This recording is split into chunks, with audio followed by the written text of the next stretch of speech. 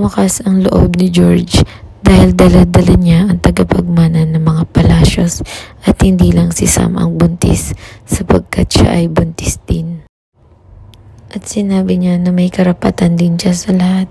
Wala nang pwedeng mang-api sa kanya o mang-apak pa dahil konting mali lang na gagawin niya ay pwedeng makaapekto sa bata.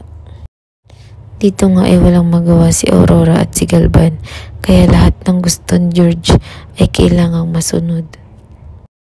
At gusto nga ni George pasukin ng kumpanya, alamin ng mga bagay-bagay kung paano magpatakbo nito. Walang magawa si Galvan kundi ibigay ito kay George dahil kung hindi ilalayo sa kanya ang apo niya. Nung malaman nga ni Sam na buntis si George, ito nga ay tuwang-tuwa dahil kahit papano ay nag-aalala siya dito dahil nawalan nga ito ng asawa at ngayon nadidiin pa sa mga kaso. Ngayon ay hindi na siya paghihinalaan at nasa kanya na rin ang panig nila Galvan. At alagang-alaga nga si George nila Galvan at ng magulang nito na samantalang dati ay kulang na lang ay itakwil ito sa kanilang tahanan.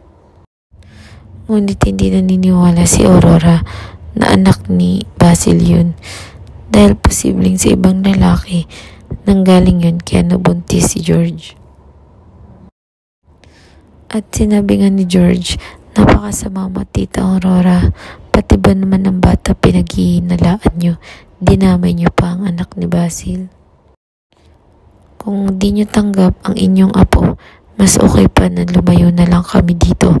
Ayoko nang tumira dito. Total nandito naman ang mga serial killer.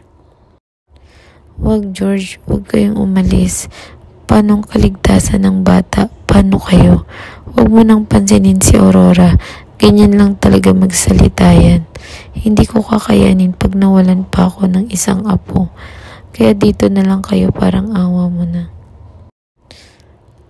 George, sige po, dito muna kami mag-i-stay. Pero kapag ginanti pa kami ni Tita Aurora, aalis na po kami dito. Magkakanya-kanya na po tayo at kahit kailan hindi nyo na po makikita ang apo nyo. Ako ang bahala kay Aurora. Huwag kayong mag-alala. Basta dito lang kayo. Hindi ko kayo pababayaan.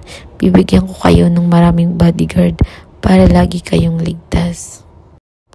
At sa tingin nyo guys, pag nalaman ng serial killer na buntis si George, posible kaya na siya naman ang targetin nito. At sabay-sabay nga po nating abangan ang gumagandang kwento ng Widow's War.